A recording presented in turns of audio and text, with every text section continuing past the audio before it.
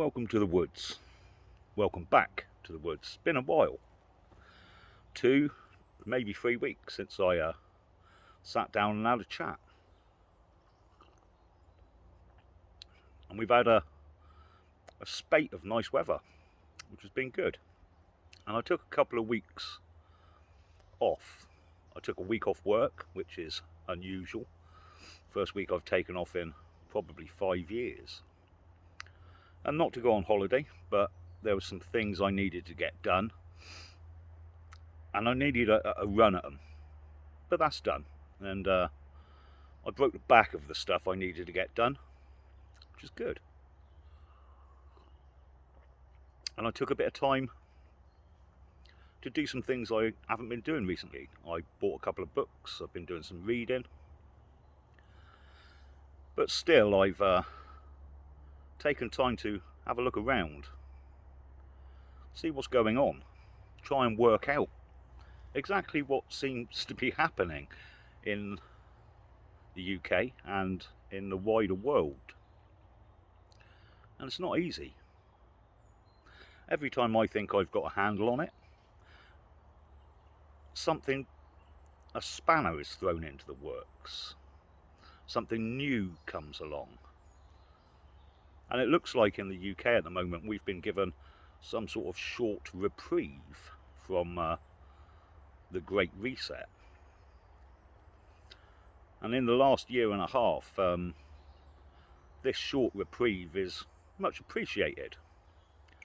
But I'm under no illusion that eventually we'll be towing the line. It was about now that the government were going to tell people they had to be vaccinated, they had to have a vaccine passport in order to get into a nightclub or into a football stadium, into a pop concert. But they scrapped that and relaxed a lot of the rules. And this seems to be at odds with countries like Australia and the United States, who seem to be going full tilt. In Australia, where you have the police shooting rubber bullets at protesters, beating up women and old age pensioners, arresting people for not having the correct papers, where they've got curfews and lockdowns still. In France, where 3,000 healthcare workers have just been fired for not being vaccinated.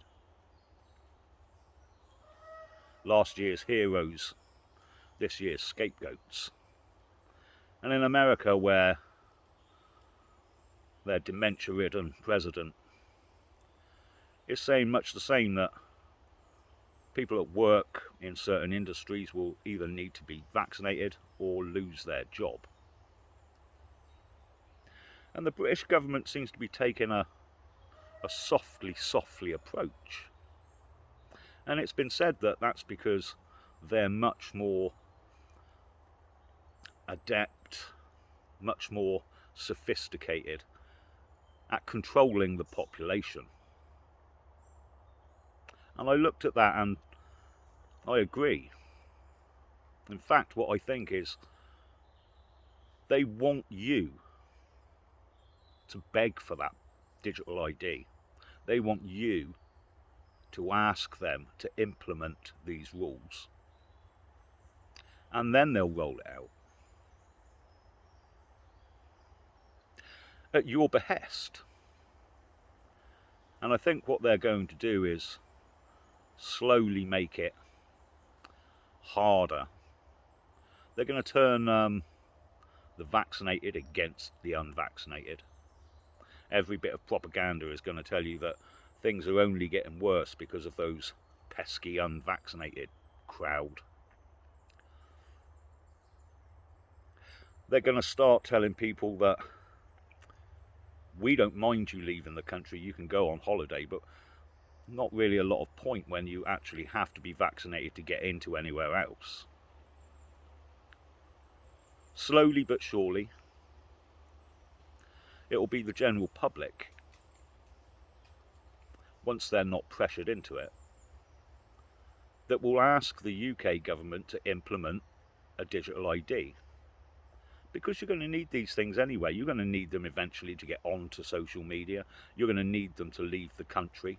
You're going to need them to get into places, because it'll be up to the businesses, and the businesses will start doing what everyone else is doing. But the government is quite clever. So keep your eyes open. Keep your eyes open now that these things have been relaxed, for groups of people saying that they shouldn't have been relaxed, that the government should do more, because that's on the way.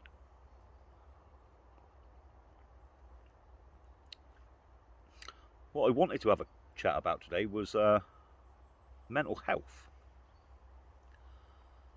I've touched on it briefly, and I actually did a video last year, I think, about mental health, but it's something that might stand repeating. I think we've actually designed a society that slowly drives people insane. By accident or on purpose.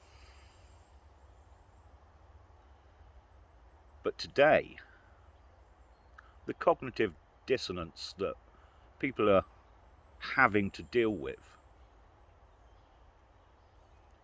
has led to lots of anxiety and lots of clinical depression.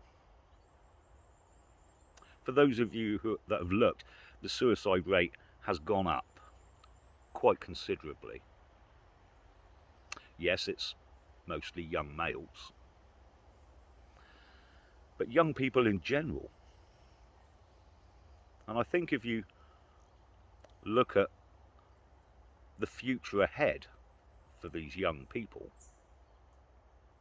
it's not difficult to see why they're anxious.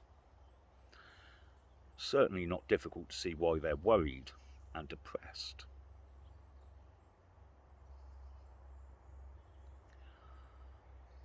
For a long time now, the governments have papered over the cracks in society by telling everyone it's all fine. They've lowered the education standards to such a level that now everyone can go to university. And a lot of young people do go off to university. When I left school, it was probably around 5%, whereas now I think it's nearer 80%. They've been told they've got to stay in education until they're 18 years old anyway. So what do? They stay on at school, they stay on at sixth form, some go to college, but a lot go off to uni. And they go off to uni, where now magically they're all bright enough to get in, and they take a course that costs them £20, £30, £40,000 and lumbers them at a very early age with a huge debt. A debt larger than I had when I bought my first house. And in return for that debt, what do they get? Well, they get a certificate if they finish, but everyone else has got the certificate, so it doesn't put them any further in front.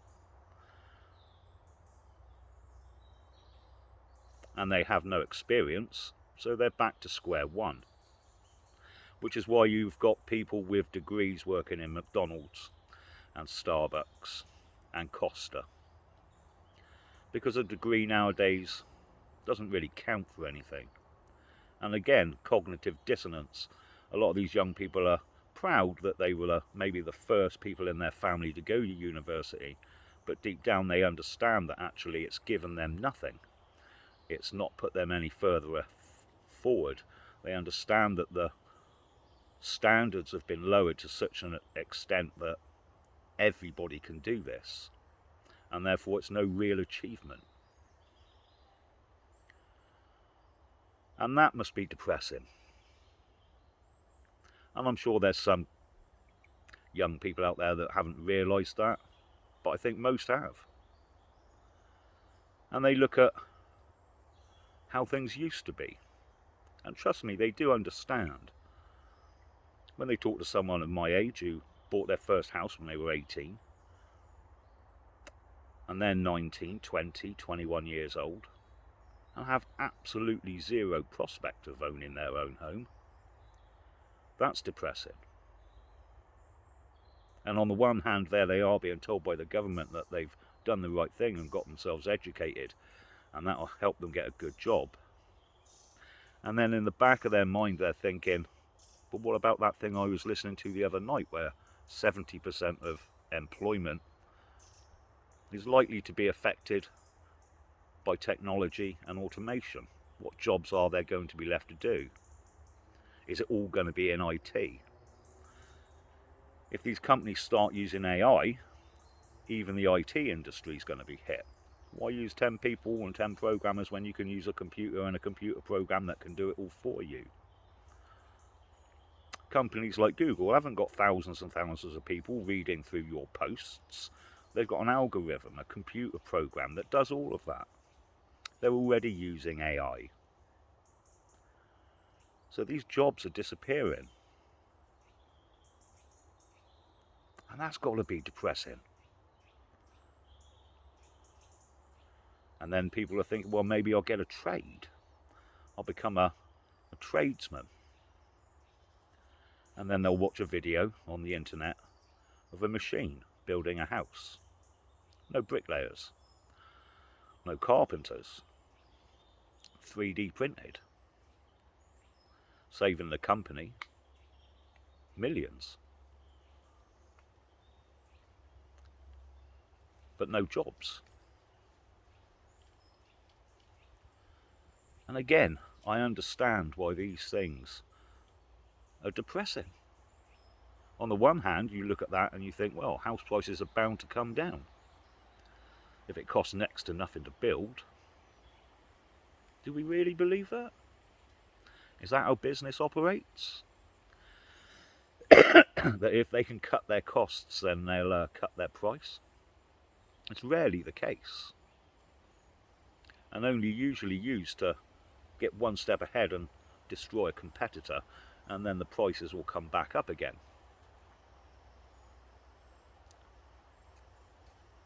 So on the one hand, we're being told, and young people especially are being told, that the future's bright, the future's rosy, by governments and different organisations. But that's not their lived experience.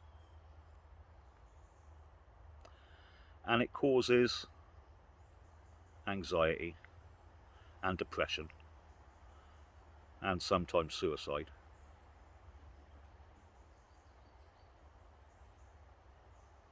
And I'm not sure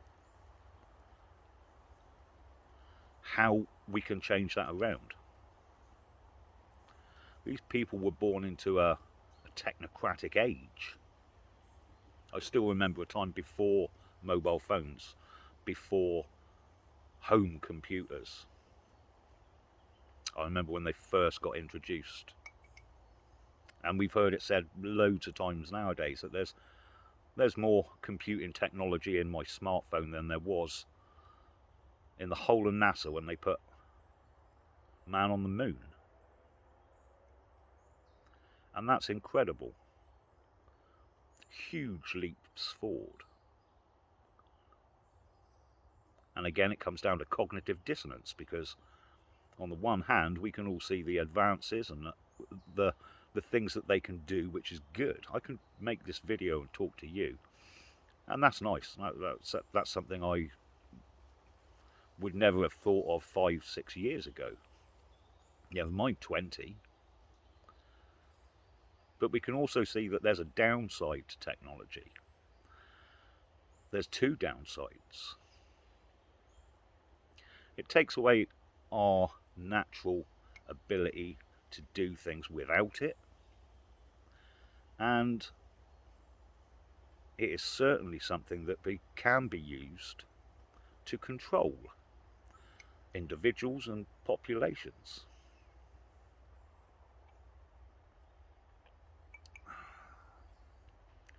And I've heard people discuss the splits in technology.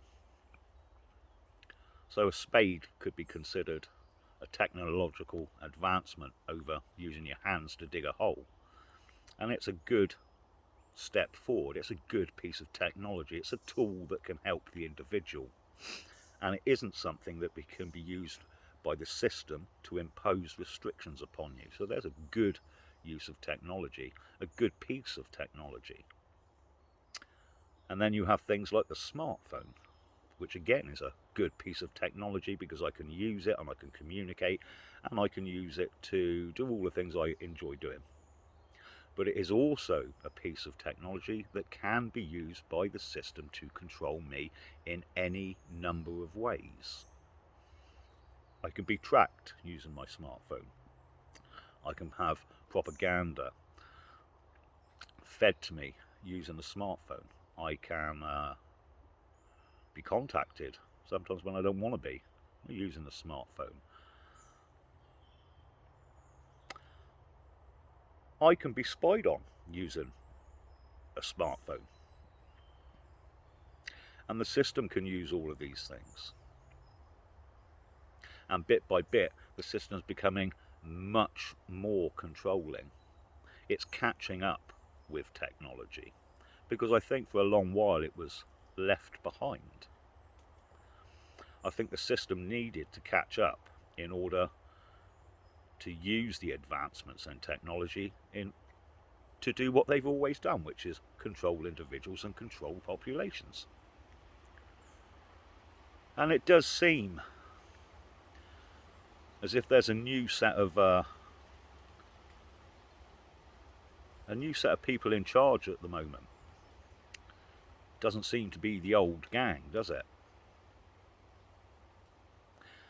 And I think if we look back and we not even that far, we can see how things were controlled on a global level through finance and media, and that the elites that controlled this power structure, academia, were quite capable of controlling individuals and populations through propaganda, the news that people did receive, the spin that was put on things, through the finance system that bankrupted countries around the world, like the UK, whose national debt at the moment is trillions and trillions and rising at £5,000 a second in interest, gave those elites an immense amount of power. But that power, as much as it's still there at the moment, seems to be second place to technocracy, technology, data. There's a new bully on the block.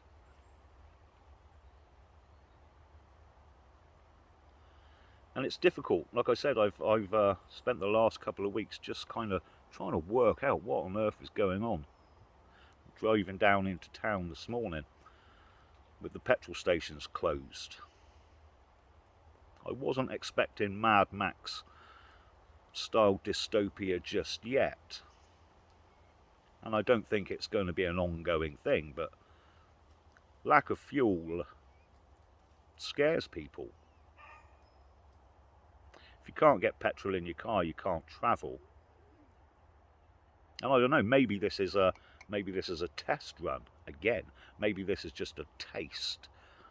Maybe they want people to understand that you're going to have to get used to not using your vehicle. And this could be a fairly simple way of doing it. Because I don't believe that they're naive, stupid, and couldn't have foreseen that when you haven't got enough drivers, you're going to need to get some sort of infrastructure put in place. They must have known this.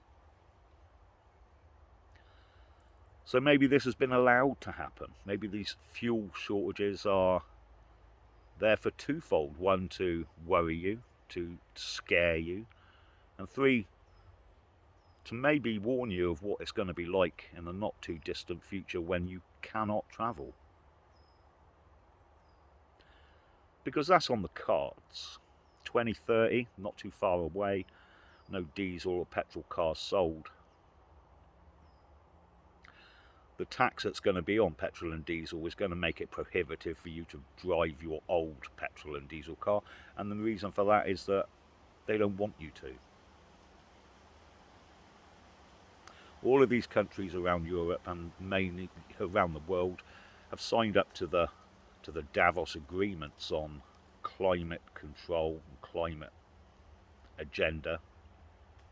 They've agreed to cut emissions, apart from people like China and India that can do what they want and are doing.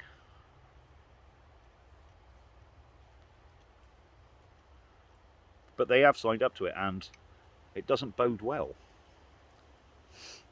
I was speaking to someone the other day in the motorcycle industry, and I was surprised that the 2030 petrol diesel thing hadn't mentioned motorcycles. And I said, it seems to me as if the motorcycle fraternity have kind of just stepped back and hoped for the best. And he said that it wasn't anything like that, but that they were fairly sure that motorcycles are just going to be outlawed. They'll just make them unviable. Which is why you see some of the bigger motorcycle companies already going into production with electric motorbikes. They're not stupid. They wouldn't be ploughing money into new technology, into building electric bikes, if they didn't have to.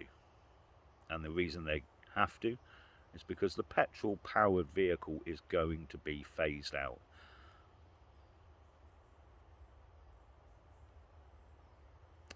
So why haven't they put in any infrastructure for electric vehicles? Because there is no infrastructure for electric vehicles. Well, I think that's twofold. Firstly, there's not a way that they can charge all those vehicles. The grid wouldn't power it, it couldn't do it, it's not capable of it. The increase in electricity that we would need in order to do that is never going to happen.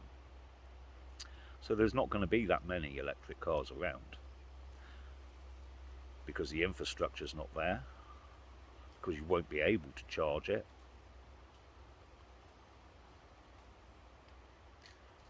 Which is going to push you into living where your job is. You won't be able to travel in. Maybe you'll be working from home, but you'll need shops and amenities, and as rural areas start to close down when there's no banks and no cash points and no garages, and you need to travel and you can't travel, suddenly those mega cities, those smart cities, are going to look like the only alternative. So we kind of know what's going on, and we can see two ends of the spectrum here. We can see Australia, where it's full on violence against the population, where they're arresting people, where they're interning people that aren't being vaccinated, where they've built prisons for people that haven't been vaccinated, where they're shooting protesters. And you can see the way the British are doing it, where they're withdrawing restrictions and waiting for the population to ask for them to be implemented, which I'm sure will happen. It wouldn't surprise me if that call for more restrictions came from the left.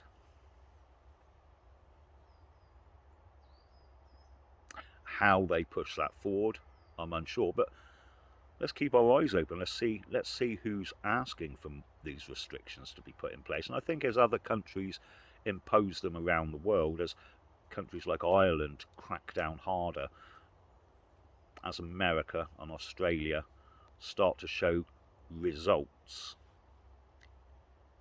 then you'll find that our government will capitulate to the wishes of its people,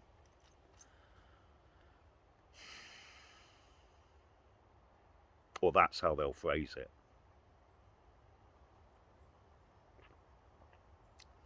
And me, I'll be sat in the woods.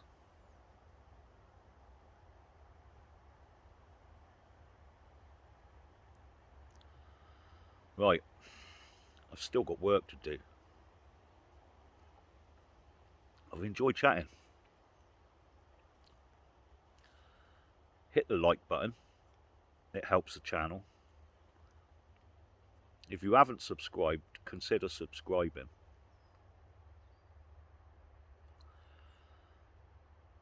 I'll try and get another video out Tuesday or Thursday. This one's been a bit meandering, a bit all over the place really. But I hope you've enjoyed it. Speak to you later, people. Take it easy. Don't let the bastards grind you down. See you soon.